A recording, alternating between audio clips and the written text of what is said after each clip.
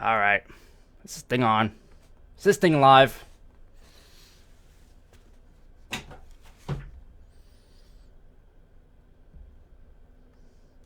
Alright, we're waiting for people to come in here. Let me figure out these controls. Yeah. Nah, that's not it. That's no over here. Welcome, Austin Michael. How are you doing? Ah.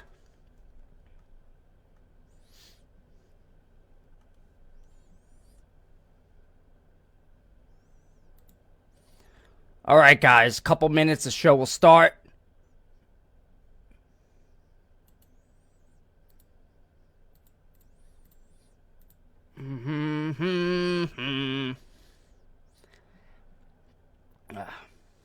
What up, Paul?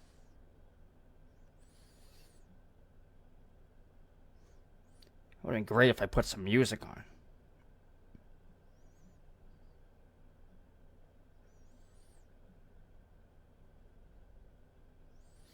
Just waiting for people to come in. I know we got a lot of people coming in from the AM Hookah podcast, so we'll just wait on them. Also, if you can invite people, that would be great.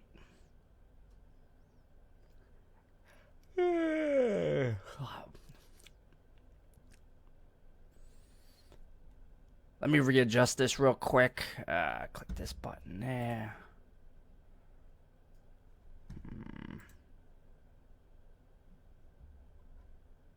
Goddamn computer!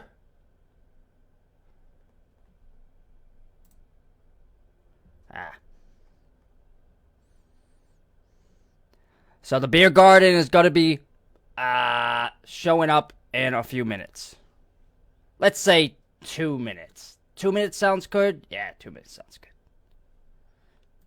Hey, Bracken. I hear a little rumor that Mr. Harris wants to get a little team together tonight for some Apex. Let's do it.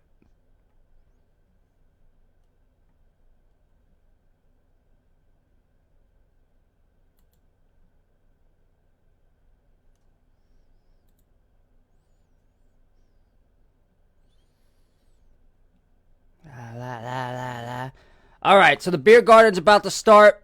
Some Apex. Apex. He wants to kill some people. He wants to be really good, like Shroud good. I don't think it's possible, but he wants to do it. So basically, he wants to run in front of his team and kill everyone before we get there. That is the team motto. Harris will carry us all. Yeah, that sounds good. Matthew John, hello. Hello, Matthew John. Okay, so today's beer garden is going to be presented by Hookah University. Obviously, since you're watching here, the stupid cue cards. Who wrote these things? These things are ridiculous. All right, so we're going to have Mr. Jeremy Bird. He's going to be saying a bunch of stuff about some beer and some hookah, which is fantastic because I like both. And then we have Mr. David Harris, who is amazing when it comes to pairings as well. So hopefully you guys enjoy. Matt, hello Matt. Tristan, hello everyone. All right, so what do you say we start this up? Let's do it.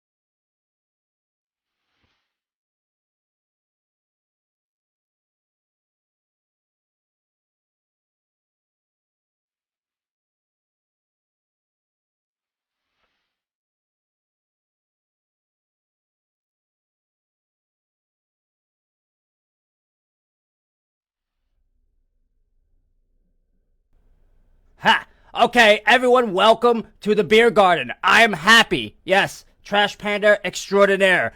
I'm going to be having Jeremy Bird and David Harris coming on, but I wanted to introduce what's going to be happening today. This show is basically all about hookah, which obviously, if you're in this group, you already like it. Tough shit. You're watching this show, and you better stay on the whole time or I'll claw your eyes out, okay? Okay, anyway, we have beer pairings, we have hookah pairings, we're going to be talking with our two amazing guests, so you're going to enjoy it, you're going to like it, I think it's going to be awesome, and without further ado, let's introduce our guys. So, we have Mr. Jeremy Bird and Mr. David Harris. Are you there? Yo, what's going on? Yeah, we're here, guys. What's going on? Awesome. So, as part of my deal, Noob Sauce has allowed me to be vice president of everything that has to do with button pushes. So I am going to be moderating this chat, doing all the video stuff, so I don't get thrown back into a box. Okay? Fantastic. So let's put it over to Jeremy and David. Go, boys.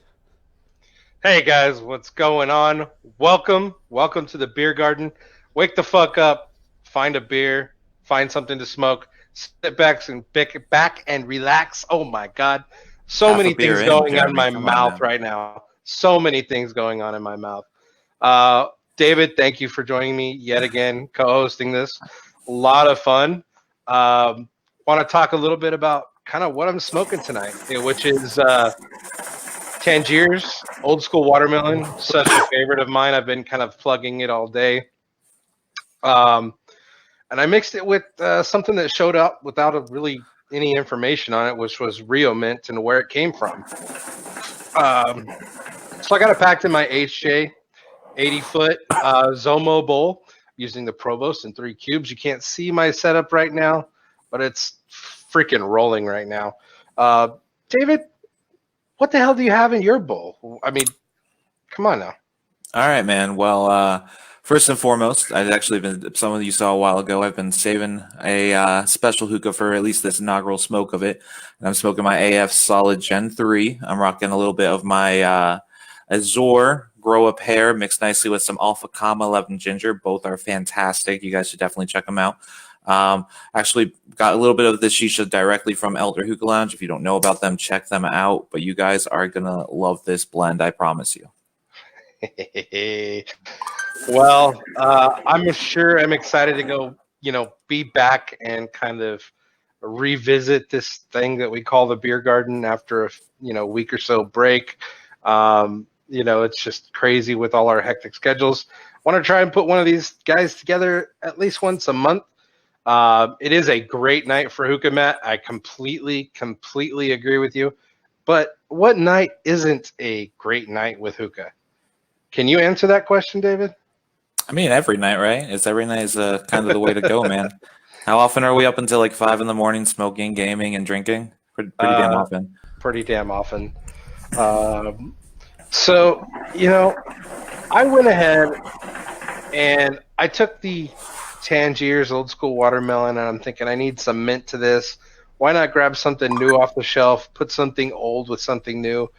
If you don't know, I've been kind of critical in my own word lately on the latest Tangier's flavors that are coming out, kind of the latest batch release. But I found this old batch at a friend of mine's lounge in Collettsville, somewhere on that side of the river in Missouri. Great guy, Galif from Cloud9 was like, I'm like, yo, that's kind of like chilling in the case. He's like, yeah, you're not taking it out there. We got to move the case. I'm like, game on, let's do this. So, I got this amazing pairing that I put together with this Against the Grain brewing. It's called Blood Show. It's kind of like this cool AM Hookah Podcast brick logo on there with a dead dude in a mask. It's supposed to be really, really cool and, bloody and gory. But it's a German Pils with orange. It's a pretty simple beer. Chris threw this up together on short notice, kind of out of, no preparation. Rate beer or whatever site you use, I guess, gave it a 3.6 out of 5. I would rate this beer around a 3.5 to 3 3 3/4. It's actually a really, really, really cool beer. It's a collaboration between McKellar and Against the Grain. Now, if you know McKellar in some way, they use a lot of malt in their beers. And Against the Grain does kind of a lot of cool IPAs. So it's cool to see this collab come together. David, what are you drinking tonight for this episode? So I decided to go a little bit different from last time. I'm sure last time those who checked in saw that I was smoking a Brune style sour. Now, me being me, I tried actually going away from a sour and I actually went with some local beer from Tucson from Iron John's Brewing. They've been around for a while, and I mean a while. I think they're past the year 15. Really good stuff, really awesome people. If you're ever in Tucson, check them out. I'm actually drinking right now. It's called Spice Thang, and it is a Belgian red ale. It is delicious. 7.0 ABV, and I believe it's about a 70 for IBUs. I got a little bit of information on how they like to describe it. We can get there in a little bit. Really nice bitter tones coming through, which we're going to talk about here in a little bit. Really high-end craftsmanship when it comes to beer in Tucson. They're one of the ones where if you want something different, you want something that's going to be popular, and you want something that someone won't expect, it's the way to go. Right, most definitely. Whereas mine is kind of a malt. It's brewed with Munich malts, and it's hopped with American Citra, Columbus, Amarillo, and Czech Saz hops, and then it's fermented with a Danish lager yeast. So what does that mean to you? And what do all of these ingredients kind of come together to make this really, really cool collab special? It's really, it's, I want to say that I'm getting so much Citra hops in this. Citra hops are amazing. They're in a lot of IPAs you guys drink, and you don't even realize that it's Citra. It's like the juiciness on the palate. It's crazy, crazy. They're in a lot of hazy IPAs that you see. It's like that. As much as people associate the word dank with other things, that dank is used quite a lot in the beer world, and it kind of describes a lot of those beers that you see.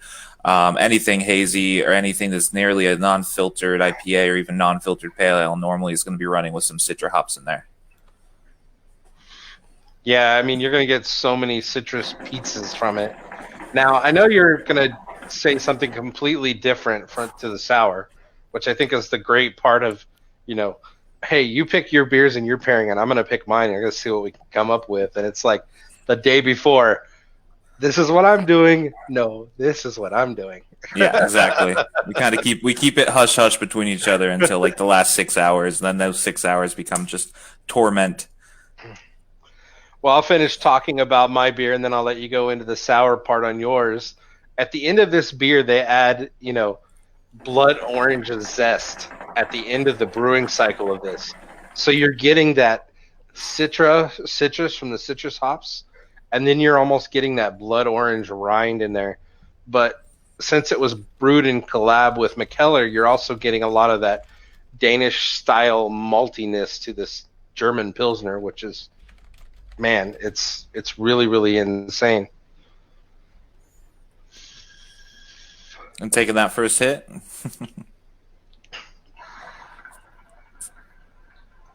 Now, so I got to ask now, when you're smoking old school watermelon, I'm not a watermelon fan, and it's just I've never found that right watermelon, right? So one of those things I always got to ask with this sense is you're drinking something with blood orange, it's going to be your citrus part of the pairing, but what are you picking up from the shisha that's kind of gravitating and making the beer better? The sweetness, the sweetness from the watermelon, and the coolness from the Rio Mint. I did like maybe 10 or 15% of the Rio Mint because I didn't want it to overpower my beer. Now, old school watermelon is one of the more mellow watermelon flavors out there. It's not real waxy or in your face. It's more like a summer watermelon drink, or when you got that fresh warm watermelon when you're out in the Valley of California. You're slicing it up just right there on the spot with your family. You just slice it up and you get that nice warm summer watermelon. I mean, that's always a good thing, man. Refreshing. But you have snow on the ground. Come on now. No, let's transition a little bit. Let's go to. I said this was a sour, but I didn't say this was the sour that I had last week. Last week was an in-your-face, nice little pucker to it, if you will. This is a little bit different. This is originally brewed as a Belgian red ale, right? So the sour tones on it aren't necessarily the forefront of the palate, which is actually quite enjoyable. You're getting a little bit of a darker coloration to it. It has ruby red a little bit in there, but I'd say it's like a nice coloration that you'd see of like a brown ale, which can be deceptive.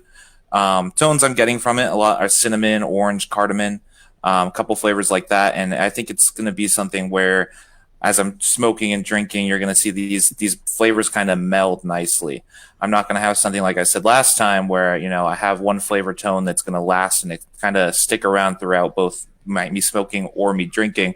It's going to kind of be that nice little fade away into each one, so that I can basically experience each one individually every time I drink or take a hit. Yeah. Most definitely. Hey, questions. You guys have to do the questions. Oh no! Hold on. Let me hit some buttons here. Okay. All right. We have a bunch of people in the chat that want to ask questions. We have people like Derek Moses. You got Ron in here. You got a bunch of people. You got Wayne. You got people asking questions. People joining the chat. So I decided to hijack this little shindig you guys got going on here, because I am the producer and I get to press the buttons. So, okay. So Michael says, can you mix beers like you mix shisha? Why not? They call it a snake. A snake bite. Snake bite. Yeah, you're mixing a stout with like a Killian's Irish Red or a similar beer pairing and such. A lot of different craft brew bars or craft brew tap houses do what they call a snake bite.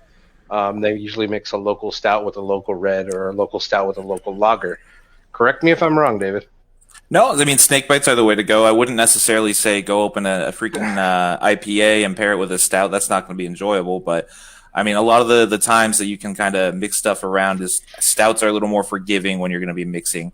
There's a lot of old school. I mean, you can look at stuff like car bombs. Forgive me if that's a little bit too much for you or some people with Vegas bomb, stuff like that. I mean, a Vegas bomb isn't necessarily the same concept, but you're still mixing two different things that necessarily wouldn't go together. I would say on one level, if you're going to be mixing beers, you need to kind of keep the similarities there. So I'm sure people know about the Tap Room Old Chicago. They actually offer a couple really cool options. You can do something like, I think it's Two Hearted Pale Ale paired with a little bit of a pear cider that they offer. It used to be something a little bit cool we also think they did something with Blue Moon a while ago where they pair it with a really dark orange style, very, very intense citrus beer, and it worked out pretty well. I've even seen them take like a scoop of vanilla ice cream and put a really good chocolate stout on top. That's a completely different pairing. It's like beer and food, and that sounds so much better than an magical affogato. experience. All right, we have another question here. Hold on, let me read this chat. It's blaring with all these questions. Let's see what we got here. We got a question from Kurt. I don't know how to say your last name, Kurt, but it sounds exotic. Vlahos? Yeah, you got it. All right, he says, drinking Stone Ghost Hammer at the moment. Any hookah combinations you two would pair, or anyone from the HU would think would be a good pairing with the Stone Ghost? What do you guys think? Anything from Stone is going to be in-your-face hoppy, in my opinion. So in-your-face hoppy, David, lemon ginger. For sure. Let me think. I got think of something that's going to bring your palate back after so many IBUs. Talk about that in a minute. Technical term. So yeah, don't get too scared on us, guys. What are your other thoughts on kind of good pairings with something that hoppy and that in your face?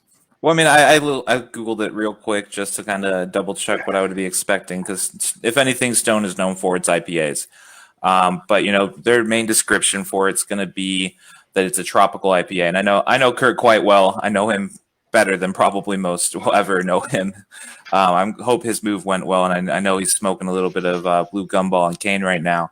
But I think that honestly, if you're going to be having a tropical IPA like that, you can get away with those berry flavors. You can actually go on the more intense fruit side if you really want. I know right now what he has some oliliqui. I can't even pronounce that. Just some of the shisha he has on hand, and I think that honestly, that orange soda that you have, Kurt, mixing it nicely with a little bit of foreplay and then finishing it with a touch of cane would probably go really well, bud. All right, we have some more people saying some more things, so let's see what we got here. Bracken Cox. He's bragging about his cocks. Okay. Just don't mix your beer in your bowls. Who made you the hookah king? You can do whatever you want. It probably will ruin the session, but, be interesting nonetheless. Just don't put beer in your base, right? Yeah. Richard Main, trying to get y'all up on the TVs here in the lounge. Awesome. What lounge is that? I'll shout it out on here. Let's see. Ronald says, boys and beer. Boys and beer. I think that's a different show. I don't think we could, talk about boys and beer. Okay. Boys Paul. and beer? Oh, here we go. Paul Silau. So how's beer made? What is the difference between stouts, IPAs, etc.? Ooh, that's a good question for you guys. So typically, when it's made with ingredients, and those ingredients can include hops, malts, grains, barley, different types of sugars, different types of wheats, different types of yeast, there's like so many different things. Germs put into the beer on purpose, also known as Brettanomyces and other technical terms. But yeah, it's a very interesting process that maybe we could go into a little deeper on another beer garden. And beer production in general, I mean, there's kind of a lot of rules of thumb to it that go really hand in hand about those who specialize in certain beers.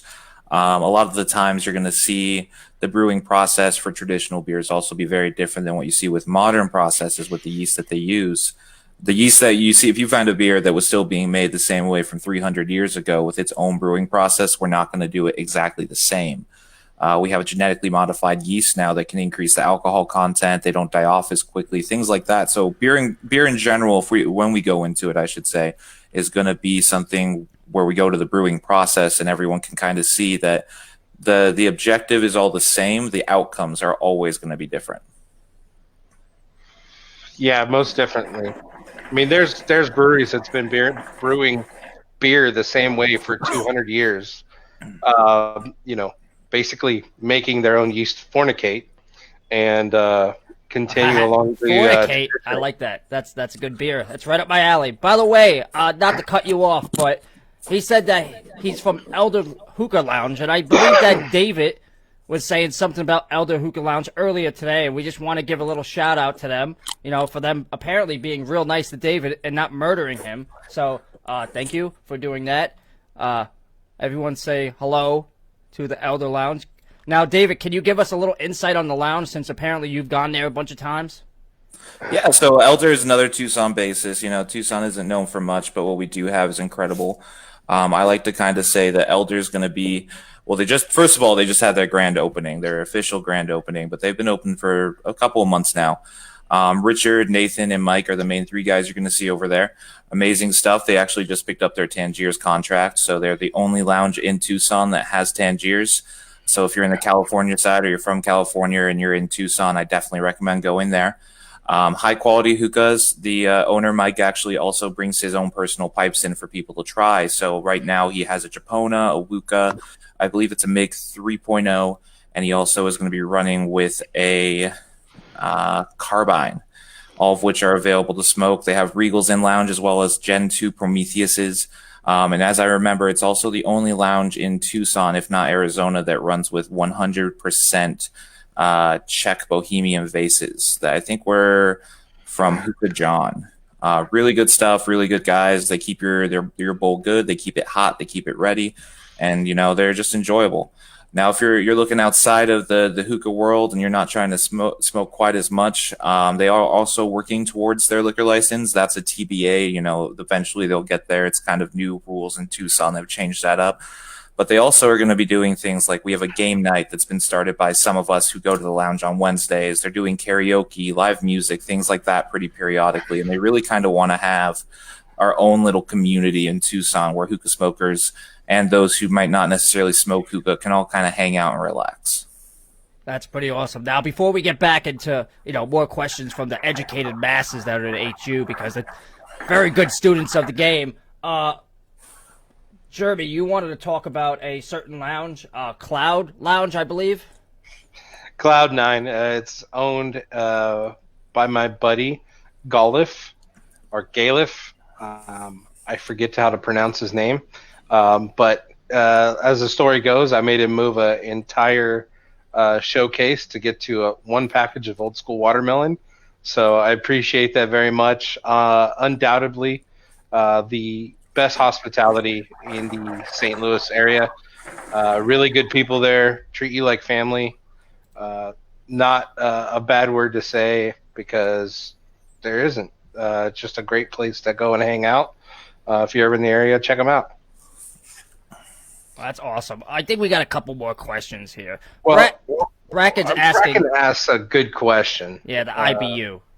Yeah, the IBU. I said I was going to go into technical terms, and I don't want to bore you guys all too much, but basically IBU is basically the bitterness that comes out of beer, what you can taste on your palate. Now, humans can interpret about 110 maximum IBUs. I know the strongest beer I ever tried was Flying Monkey Alpha Fornication. It was around 2,500 IBU. Why they make that many IBUs to me doesn't make a whole lot of sense. Just because you can't taste them. You can taste up to 110, and after that, your palate basically goes dead. David, have you ever had a beer that just was so bitter that you just wanted to rip your tongue out? Yeah, that's. I think we addressed it actually in one of the hangs, but my first encounter with Old Rasputin's Imperial Stout was probably one of those beers for me.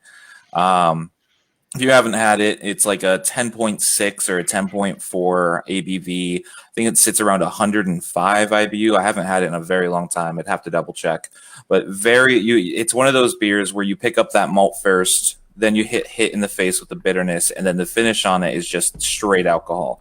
And that does not make it a bad beer. That's just one of those beers where you're just sitting there and you're ready for either a pillow or some tacos afterwards. You're like, it's one of those. That being said, I mean, if we're thinking IBU, the one I have right now is, you told me the theme of what we're looking at, and I went with something respectable at 70. But I think that the concept of IBUs is, you'd be surprised how many beers you actually are drinking that have a higher IBU than you'd imagine, because you're maybe not necessarily picking up on the bitterness at first because of how well they've made it and how well it's been blended together. Also, the malts in the beer play a huge part on interpreting IBUs, because it could have a large malt characteristic that overshadows the IBUs in the beer. I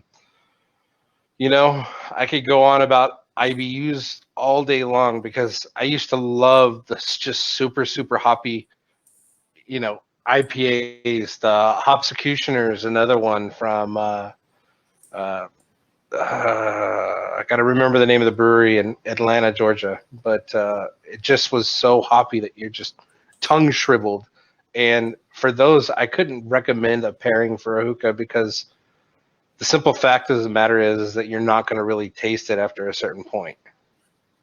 At that point, just smoke some very, very old shisha that's expired and just pray that your tongue can survive. Anything you have to say on IBUs, David? I think IBUs are one of those things that, as beer enthusiasts, you don't always pick up on, or when you're starting to be a beer enthusiast, it's not anything I really paid attention to when I first started, right? But more and more development, as you get it, you understand why that number, first of all, is important, and second of all, why it matters when you're pairing. So a lot of the times, the bitterness is actually going to do either be the clashing point or a really amazing point for what you're pairing with. And bitterness, like how you look at something like this, where it's a 70 IBU, it's bitter. It has a bitter characteristic that comes through, but it's not anything that's going to be overwhelming once you know what that is going to be like. Right. And there's actually the benefits when you look at things is IBUs are used to help identify the style of beer that you're actually drinking. So a lot of, IPAs or India Pale Ales are going to be anywhere from a range of, I think it's like 40 to about 110. And then you see different things like stouts where they're 30 to 90, and they can range outside of that for sure. But it's a good thing where if you're looking at a list of beer at your local tap room and you don't know what to order, and you're looking at the name, you're looking at the basic description, and you don't know whether or not you're going to like it, I think a lot of it is if you understand what IBUs and where they're coming from, it can kind of give you an idea of the range that you're comfortable with.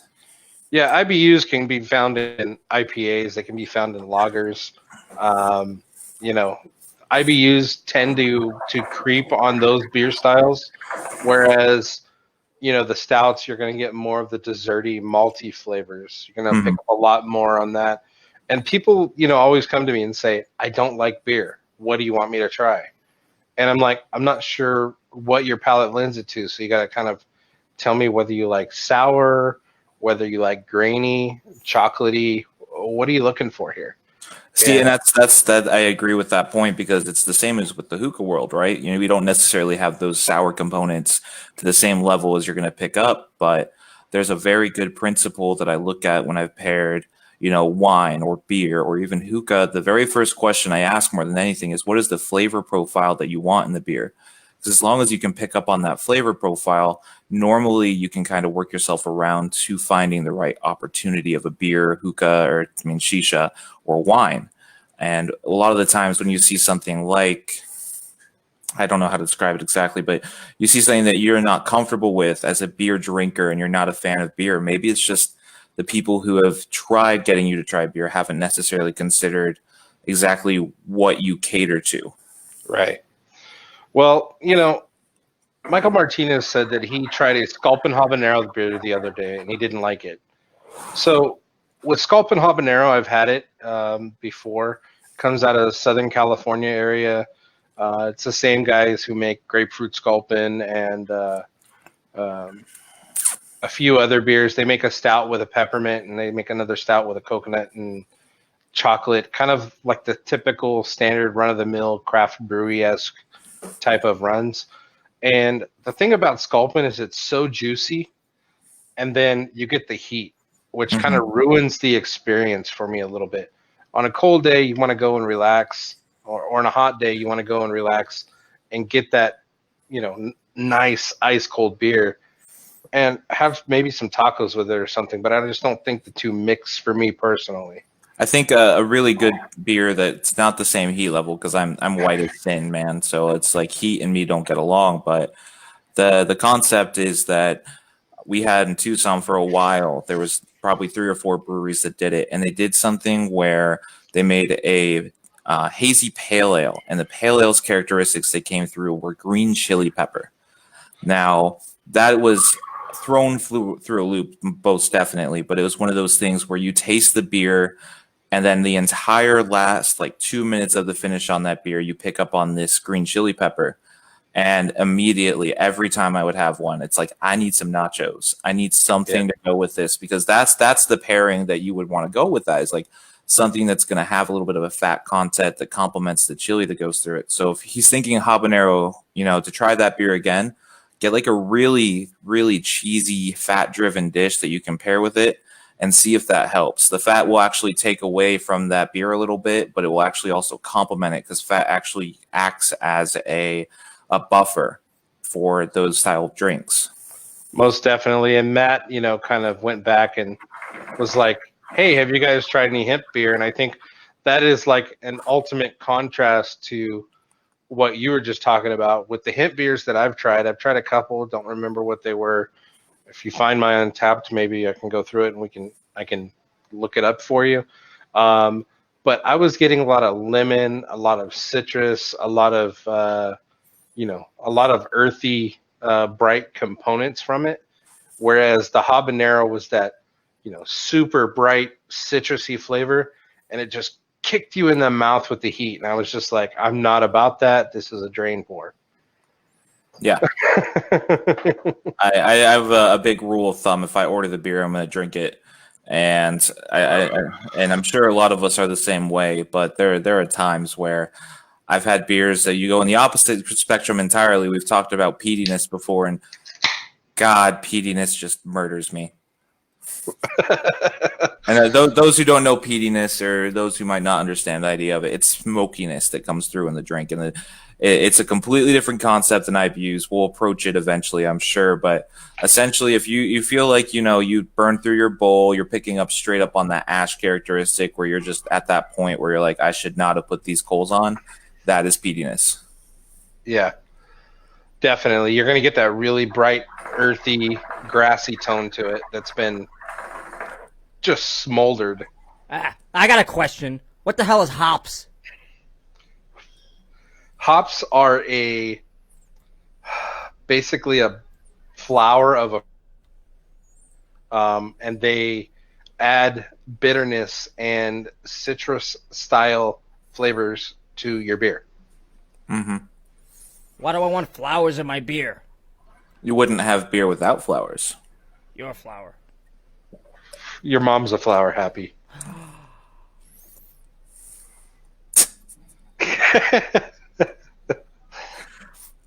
Any other questions that we can address? I know that we scrolled through a couple here. I will say on my end, I've never had a hemp beer. We don't really see them too often. They're occasional rotations. I think we should address we answered one part of Paul's question, right, which was how is beers made. But the second part is what exactly is going to be the difference that comes through on an IPA and a stout? Like what are those main differences if you're a drinker or you're not a drinker for this matter and you're trying to start drinking? What would you gravitate to, and what differences would make you feel better about choosing one over the other? I always like to start somebody out on like a good fruited sour. Because, what's going on, James? Sorry, bud. Because a lot of people come in and say, I really don't like beer. I don't like the fermented feel to it, or I don't like the dirtiness to it. And when you get a really, really bright fruited sour, it's sweet from the fruitedness, but you're also getting that, sweet tarts taste on your tongue, and it brings people into it. Whereas, an IPA is just going to be in your face, pine coney, a lot of times, depends on the brewer, and it's going to be very, very, very, very bright and acidic. Yeah, the pine coney is piney, if you will, is probably one of the best ways to describe an IPA. If you're not drinking IPAs, and you're like me, say when I turned 21 and someone handed me an IPA, I think it was the Dogfish Head 60-minute IPA. I sat there, I'm like, what is this? This is torture. What are you doing to me? But I think a lot of the times it boils down to, if you're just getting into beer, honestly, to develop your palate, I recommend not going too far in either direction. Stick with something on the lighter side and then slowly make your way in either direction to kind of learn a little bit.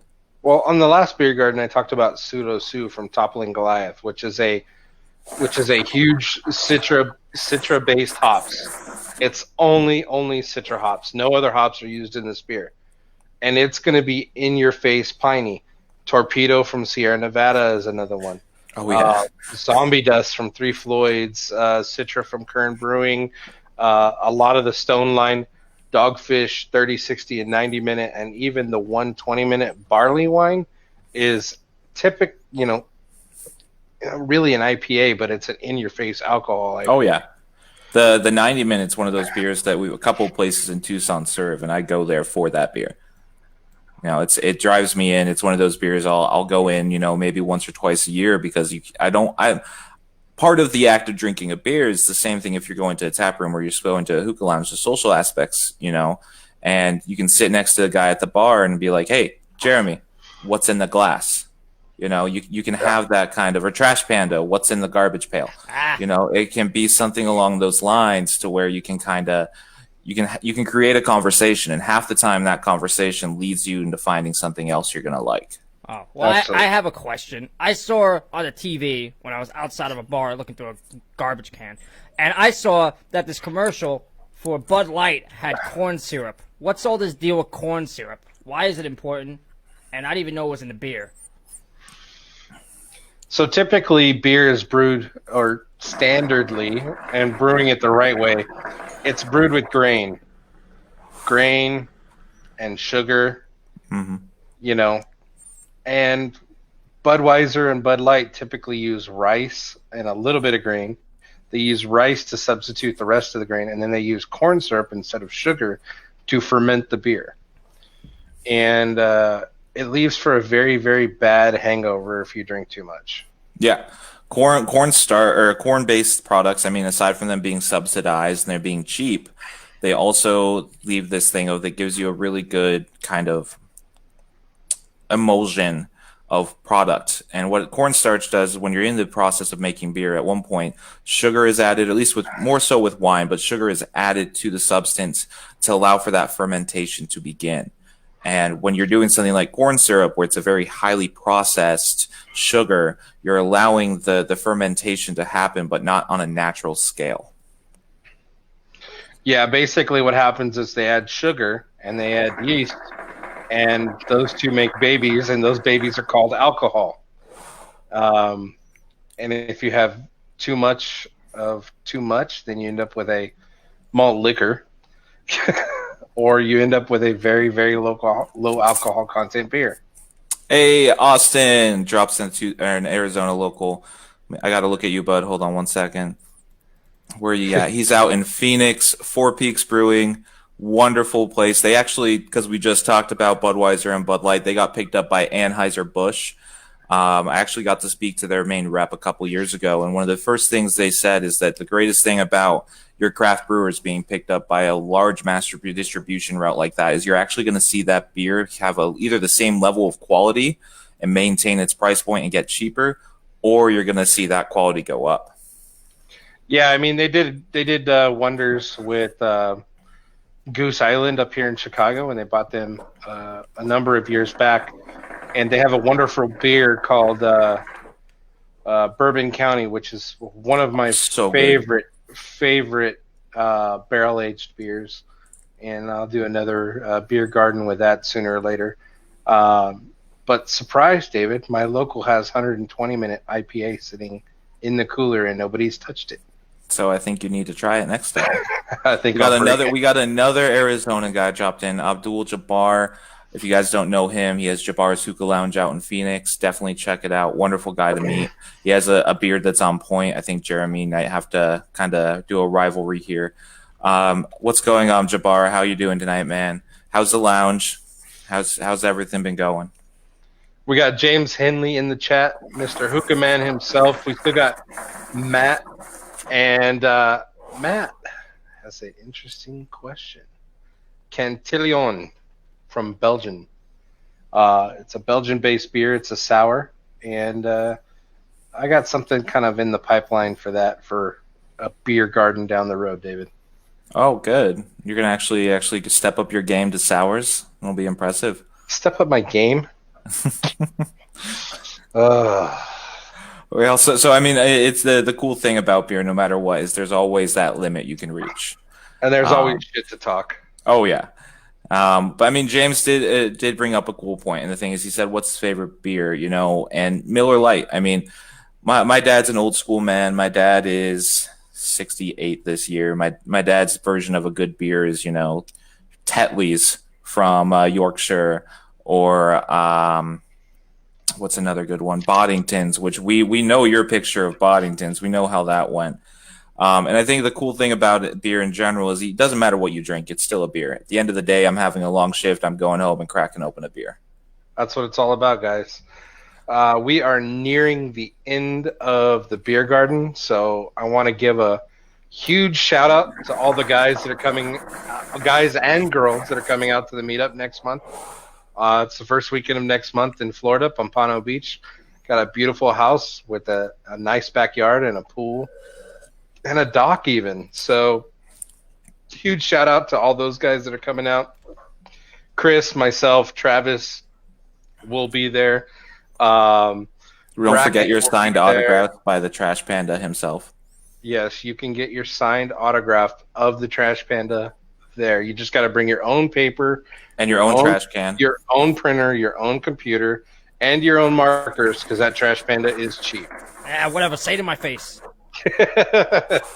We also have the classroom coming up on the 25th with Shady Essick from Hooked on Hookah. Meet the man behind the hookah. Meet what he's all about.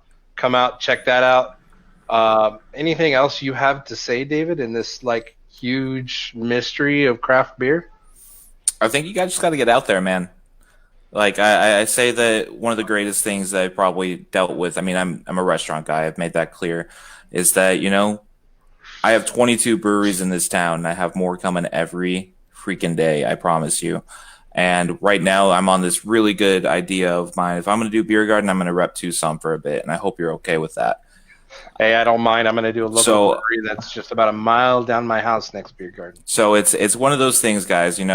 Go around the corner, find your local tap room, hit them up, see what's up, and I promise you, eventually you're going to find something that you're just going to sit with a case in your fridge, and you're going to wonder where it was without you. Well, the oldest beer recipe was actually found on an Egyptian tablet. So even back in those days, they had their own microbrewery on their corner. Go find your local microbrewery. Talk to the guy at the tap room. They should know what they're talking about. If they don't, find you a new craft brewery. But it just kind of goes back to, Paul had another question in the comment, and I'll leave this to close. There's really a craft brewery near everybody in the USA. You just got to find it. Check them out. Give it a try. A lot of these guys offer sampler flights.